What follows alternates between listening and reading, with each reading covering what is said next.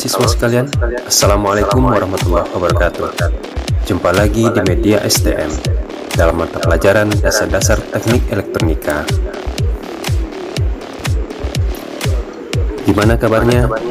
Siap mengikuti pembelajaran hari ini? Alhamdulillah, kita akan membahas perkembangan teknologi dan isu-isu global terkait dunia industri manufaktur dan rekayasa elektronika. Ayo, kita mulai. Selamat mengikuti. Dasar-dasar teknik elektronika. Kali ini kita akan membahas perkembangan teknologi di dunia kerja dan isu-isu global terkait dunia industri manufaktur dan rekayasa elektronika.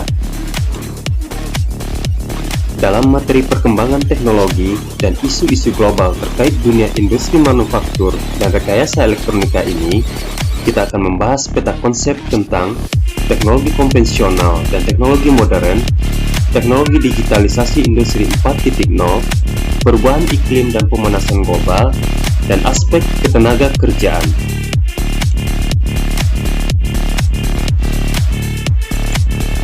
Elemen pembelajaran kita kali ini adalah perkembangan teknologi di dunia kerja dan isu-isu global terkait dunia industri manufaktur dan rekayasa elektronika, di mana capaian pembelajaran yang diharapkan pada akhir fase E, peserta didik mampu memahami perkembangan proses produksi pada industri manufaktur dan rekayasa elektronika, mulai dari teknologi konvensional sampai dengan teknologi modern, industri 4.0, teknologi digitalisasi di industri, product life cycle, isu pemanasan global, waste control, perubahan iklim, dan aspek-aspek ketenaga kerjaan.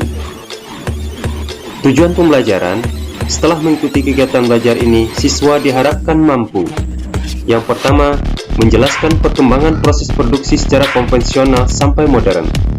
2. Menjelaskan proses produksi industri 4.0. 3. Mengidentifikasi Internet of Things dan penerapannya di bidang teknik elektronika. 4. Mengidentifikasi teknologi digital dalam dunia industri. 5. Mengidentifikasi isu pemanasan global dan tantangannya. 6. Menganalisis cara menghadapi tantangan isu pemanasan global. Perkembangan teknologi adalah proses perubahan teknologi dari teknologi sebelumnya ke teknologi terkini. Sedangkan isu-isu global dunia industri adalah perubahan dunia industri yang mampu menyita perhatian masyarakat global yang sekarang disebut dengan era industri 4.0.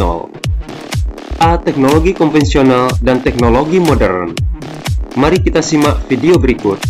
Kemarin aku udah ngasih tahu ke kamu ya, video tentang penemuan terlarang yang seharusnya tak diciptakan. Dan ternyata, gak semua penemuan itu salah loh geng. Ada juga penemuan yang sebenarnya sangat mengubah hidup manusia. Mau tahu apa aja penemuan-penemuan tersebut? Nah, sebelum jalan tikus bahas lebih jauh tentang penemuan yang paling mengubah hidup manusia, jangan lupa klik tombol subscribe dulu ya. Udah? Oke, here we go.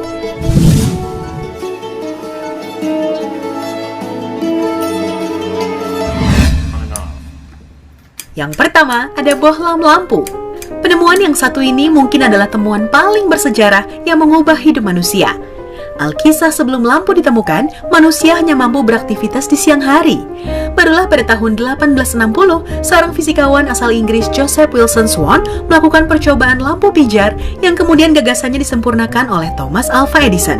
Konon katanya nih, Edison melakukan percobaan 1000 kali hingga ia berhasil menciptakan lampu yang sampai sekarang kita pakai. Berkat kerja keras dan pantang menyerahnya Thomas Alva Edison inilah, kini kita nggak perlu lagi hidup dalam kegelapan di malam hari. Gak kebayang deh, gimana hidup kita sekarang kalau nggak ada lampu ya, geng? Kedua, ada telepon. Geng, apa kamu bisa hidup tanpa memegang sebuah smartphone? Aku jamin, gak ada satupun yang berani bilang ya. Secara telepon genggam udah jadi kebutuhan primer ya bagi manusia. Karena itu, kita harus berterima kasih kepada penemu yang udah menciptakan telepon, geng, yakni Alexander Graham Bell. Dengan hadirnya telepon, kamu bisa jadi telepon pacar kalau kangen. Gak perlu deh tuh nunggu surat yang dikirim sampai berhari-hari. Ada yang gak bersyukur dengan hal satu ini? Kalau sampai ada, bener-bener deh kamu gak tahu dia untung. Yang ketiga, ada kendaraan. Di antara kamu, siapa yang sadar bahwa kendaraan merupakan hal penting yang ada di hidup manusia saat ini? Yap, coba bayangin deh geng, kalau misalnya dunia ini nggak ada motor atau mobil, mau berangkat ke kampus jauh, nongkrong jauh, dan ngapa-ngapain lainnya juga jauh. Makanya, bersyukurlah atas penemuan kendaraan pertama di dunia. Ferdinand Fairbanks merupakan seseorang yang menciptakan kendaraan dengan mesin uap pertama kali di dunia. Dengan hadirnya penemuan ini di tahun 1672, dunia otomotif hidup dan terus berinovasi hingga kini. Here we have the first piece of internet equipment. Kamu wajib berterima kasih sama yang namanya Leonard Kleinrock, sang insinyur dan ilmuwan asal Amerika Serikat. Kenapa? Sebab tanpa kehadirannya di dunia ini, aku jamin gak bakalan bisa nonton video ini di YouTube. Ya, dialah sang penemu internet yang akhirnya dinobatkan sebagai bapak internet di dunia, geng. Bangga ya sama papi satu ini. Berkat penemuan internet, Leonard Kleinrock pun menjadi salah satu pelopor jaringan komunikasi digital, geng. Duh, aku gak ngebayangin kalau misalnya dunia ini gak punya internet. Mustahil aku bisa nyapa kamu, dan kamu pun gak akan bisa menikmati video-video kece jalan tikus deh. Hiks.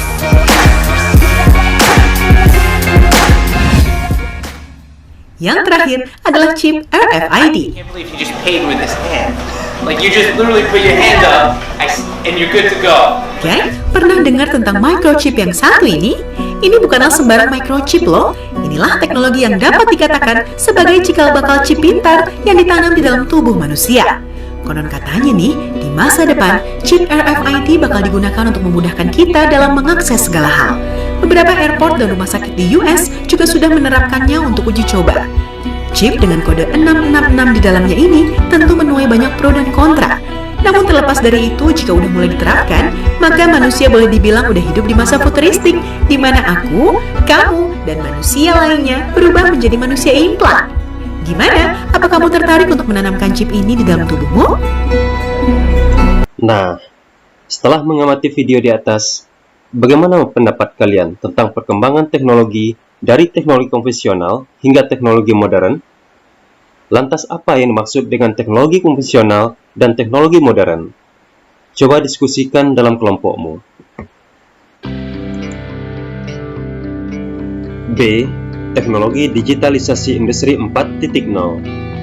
Yang pertama, Internet of Things. Mari kita simak video berikut. Dalam video ini, diperlihatkan bagaimana menghidupkan sebuah lampu dengan menggunakan smartphone sebagai saklar atau sebagai remote control. Jadi Internet of Things yaitu memanfaatkan sebuah instruksi pemrograman di mana tiap-tiap perintah argumennya itu dapat menghasilkan suatu interaksi antara sesama perangkat yang saling terhubung satu sama lainnya secara otomatis tanpa campur tangan manusia, bahkan dalam jarak yang jauh sekalipun. Nah, bisakah kalian berikan contoh yang lainnya?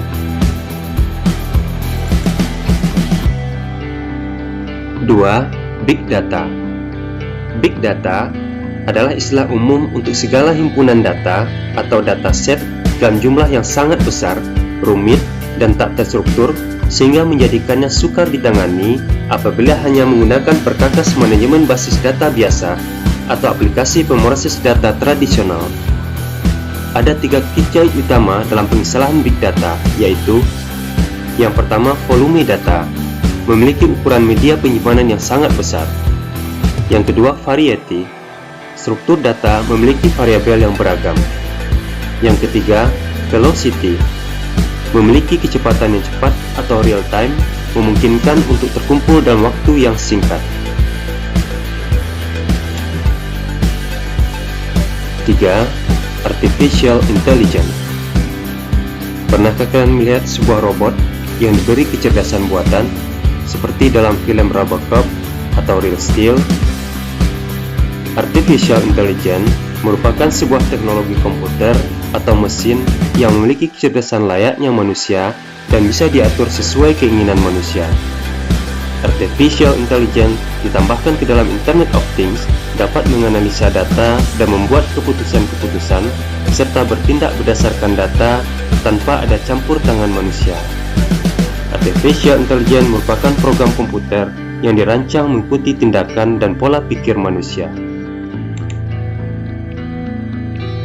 4. Cloud computing atau komputasi awan. Komputasi awan adalah teknologi yang menjadikan internet sebagai pusat pengelolaan data dan aplikasi, di mana penggunaan komputer diberi hak akses atau login menggunakan cloud untuk dapat mengkonfigurasi peladen atau server melalui internet. Dengan kata lain, komputasi awan merupakan paradigma di mana informasi secara permanen tersimpan di server internet. Peranan cloud computing sangat erat jika disinggungkan dengan Internet of Things, di mana keduanya dapat saling terhubung untuk bisa saling berkomunikasi menggunakan internet ke perangkat yang sudah dihubungkan dengan Internet of Things. 5. Additive manufacturing.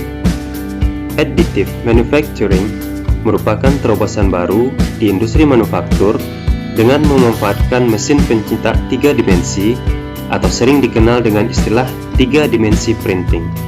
Dengan additive manufacturing, kita dapat menciptakan berbagai macam prototipe.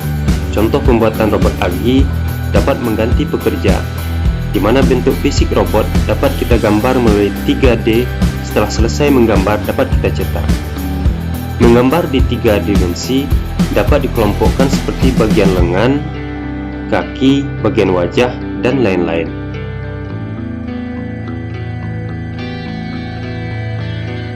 C. Perubahan iklim dan pemanasan global. Perubahan iklim atau climate change merupakan perubahan yang signifikan pada iklim, seperti suhu udara atau curah hujan. Sedangkan pemanasan global atau global warming adalah meningkatnya suhu rata-rata atmosfer, bumi, dan lautan. Dengan teknologi modern dan IoT, maka yang sudah kita rasakan seperti informasi suhu di tempat tinggal kita dalam hitungan detik dapat kita ketahui langsung dengan memanfaatkan aplikasi yang ada di HP Android kita.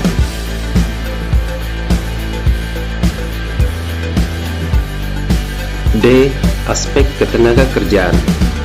Pada saat ini, dunia telah memasuki era revolusi industri 4.0, di mana perkembangan teknologi semakin canggih. Perubahan dalam dunia industri telah berevolusi dalam beberapa aspek, ditandai dengan kemunculan superkomputer, robot pintar, kendaraan tanpa pengemudi, cloud computing, sistem big data, rekayasa genetika, perkembangan neuroteknologi, dan lain-lain. Lantas bagaimana dengan tenaga kerja manusia? Ini merupakan tantangan bagi kita, bahwa teknologi modern, digitalisasi, bertujuan untuk memudahkan pekerjaan manusia yang telah banyak menggantikan tenaga kerja manusia. Namun siswa teknik elektronika harus melihat ini sebagai peluang untuk mampu ikut serta merekayasa dan berinovasi menciptakan teknologi ramah lingkungan di bidang otomasi industri. Untuk menambah wawasan kalian tentang perkembangan teknologi 4.0, dapat kalian simak video berikut.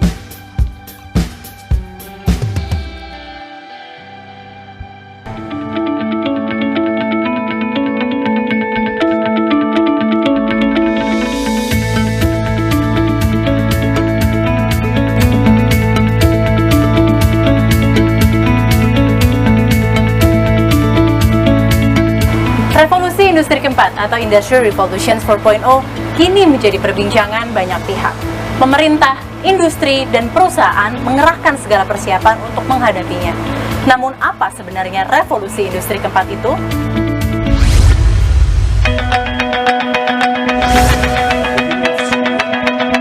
Klaus Schwab adalah sosok yang pertama kali mengemukakan istilah itu kepada publik di pertemuan World Economic Forum 2016. Schwab memaparkan revolusi teknologi sedang berlangsung dan mengaburkan batas antara fisik, digital, dan biologis. Sederhananya, revolusi industri keempat adalah bagaimana teknologi seperti kecerdasan buatan, kendaraan otonom, dan internet saling memengaruhi kehidupan manusia.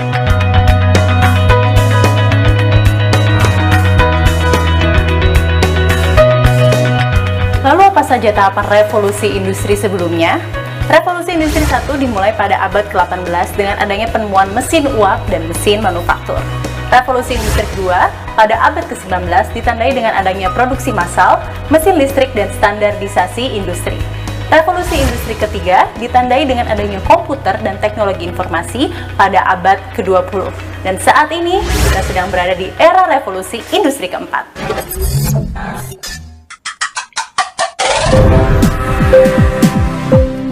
Hadirnya otomasi dan kecerdasan buatan di industri tentu memberikan potensi besar untuk melipat gandakan produktivitas tenaga kerja. Berbagai perusahaan besar dunia bahkan telah menggunakan robot dan kecerdasan buatan sebagai pekerja di lini produksinya. Sebut saja Amazon, Tesla, Uber, DHL, Adidas, dan Nestle. Di Indonesia, operasional pabrik Suzuki Cikarang telah menggunakan teknologi robotik.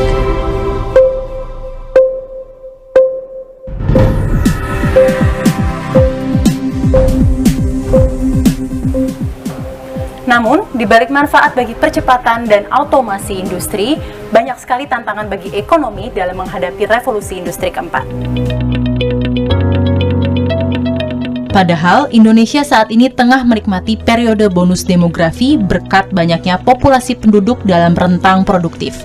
Booming ketersediaan tenaga kerja yang bersamaan dengan era revolusi industri 4 akan menjadi ancaman nyata bagi low-skill workers atau profesi dengan jenis pekerjaan yang repetitif, karena dapat dengan mudahnya tergantikan oleh mesin, robot, dan kecerdasan buatan.